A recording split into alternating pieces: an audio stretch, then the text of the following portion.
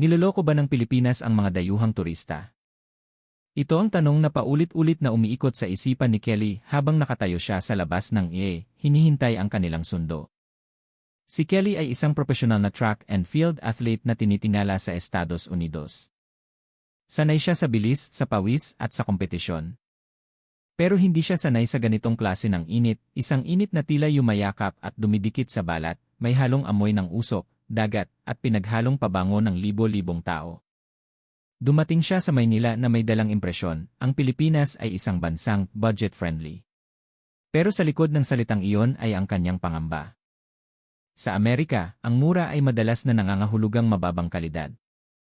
O mas malala, baka isa itong patibong.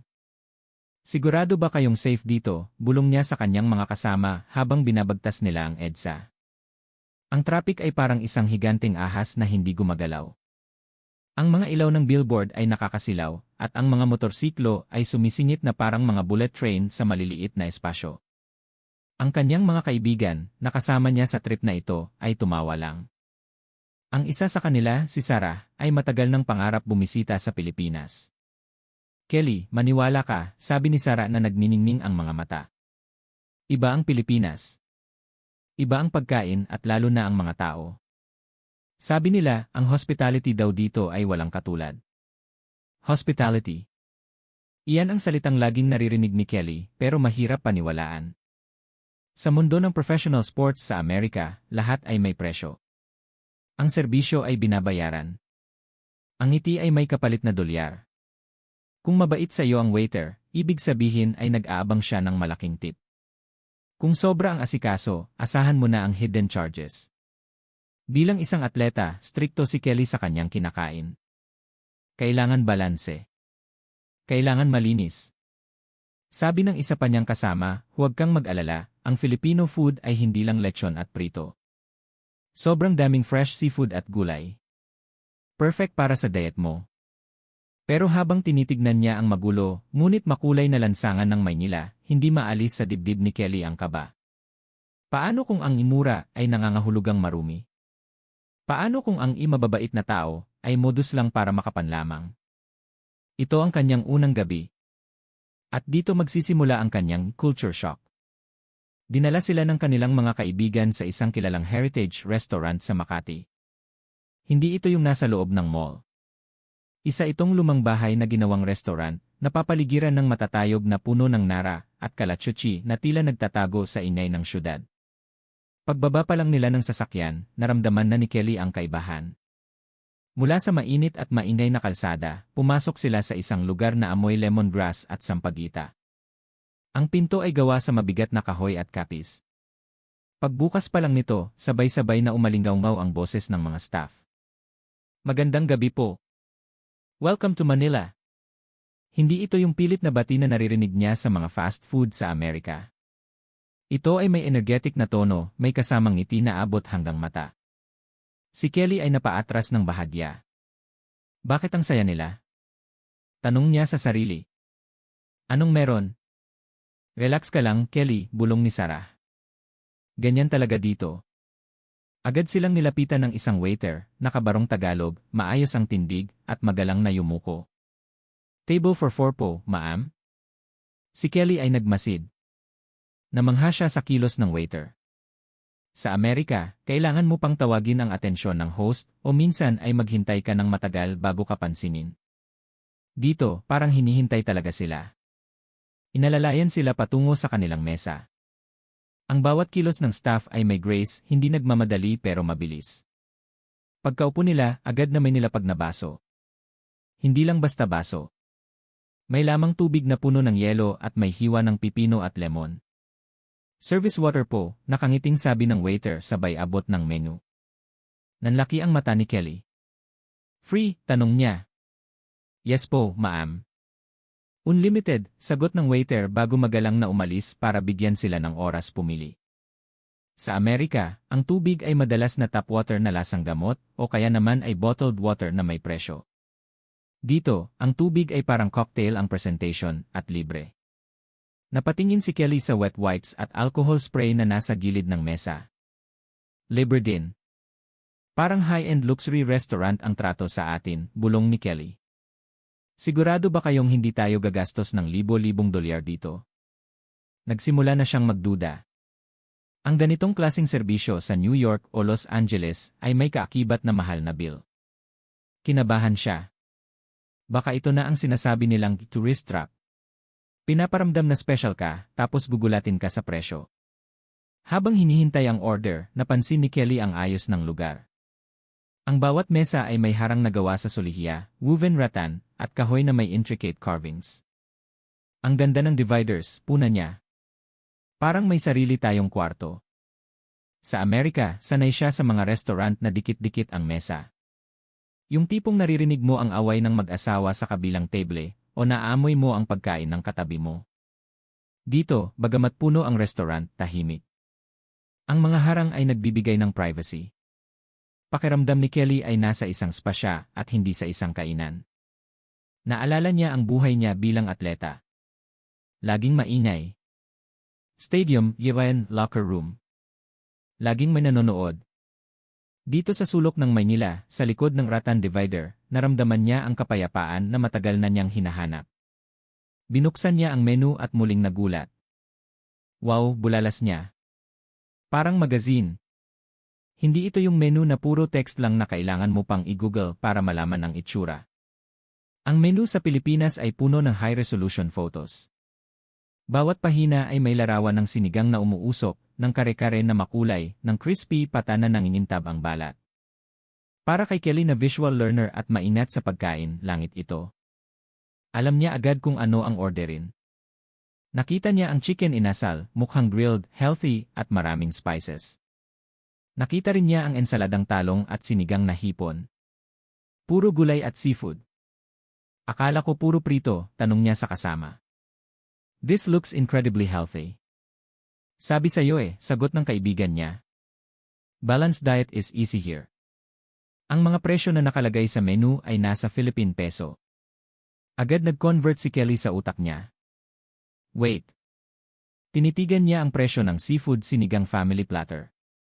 Kung i-convert sa US dollar. Parang presyo lang ito ng isang sandwich sa airport sa Amerika. Mali yata ang math ko, isip niya. Imposibleng ganito kamura ang ganitong kagandang pagkain. Baka maliit lang ang serving. Nag-order sila ng marami. Chicken inasal, sinigang, adobong kangkong, at garlic rice para sa mga kaibigan niya. Si Kelly, naghanda na ng kanyang disappointment face, kung sakaling maliit ang serving o hindi masarap. Nang dumating ang pagkain, halos mahulog ang panga ni Kelly. Hindi ito nakalagay sa simpleng plato. Ang sinigang ay nasa palayok, clay pot, na may apoy pa sa ilalim para manatiling mainit. Ang kanin ay nakabalot sa dahon ng saging. Ang chicken inasal ay nakapatong sa wooden board na may kasamang kalamansi at sili. Ang kulay.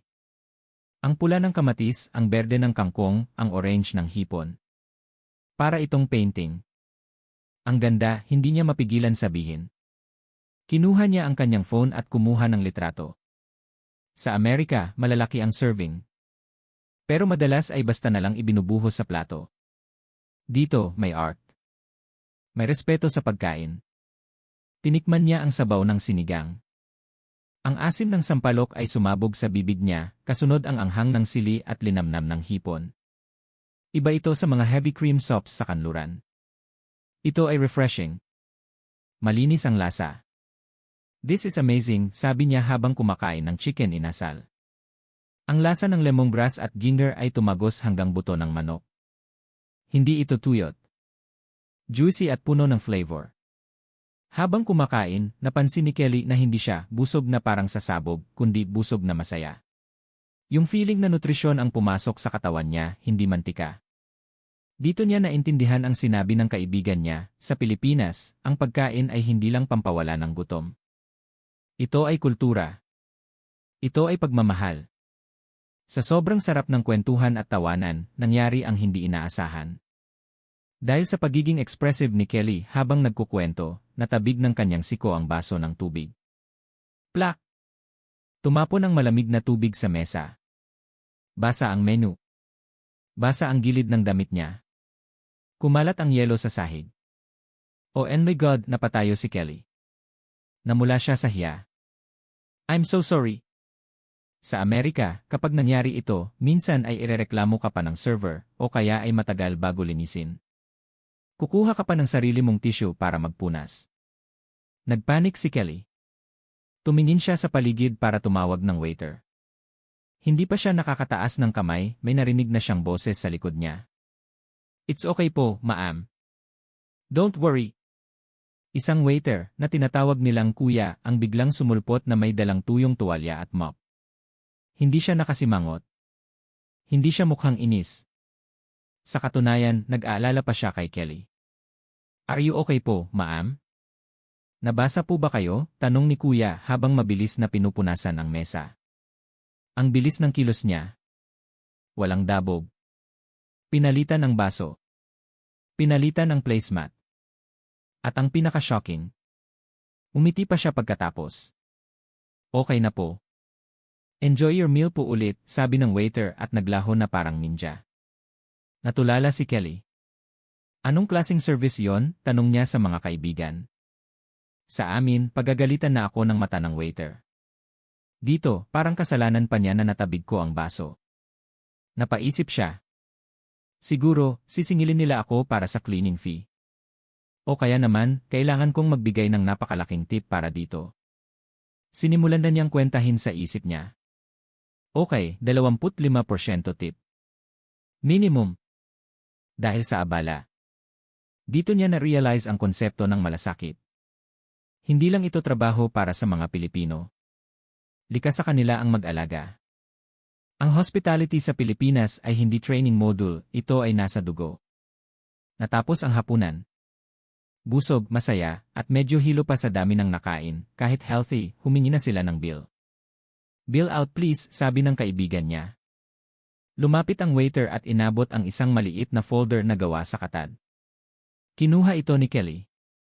Siya ang magbabayad dahil gusto niyang ilibre ang mga kaibigan niya. Binuksan niya ang resibo. Tinitigan niya ang total amount. Tinitigan niya ulit. Kinuskus niya ang mata niya. "Wait," sabi niya. "May mali." Tumingin siya sa mga kaibigan niya, may halong takot. "Guys, I think they made a mistake. They forgot to charge us for a lot of things." Tinuro niya ang total. Sa conversion niya, ang halaga ng kanilang feast, 4 na tao, appetizer, main course, dessert, drinks, ay katumbas lang ng isang desenteng meal para sa isang tao sa high-end resto sa Via. At ang mas nakakalito, hinahanap niya ang tip line o yung espasyo para sa gratuity na sapilitan sa Amerika. Nakita niya sa baba ng resibo, isa 0% service charge included. 10% bulalas ni Kelly. 10% lang. Pagkatapos ng ginawa nilang paglilinis ng kalat ko. Pagkatapos ng unlimited water.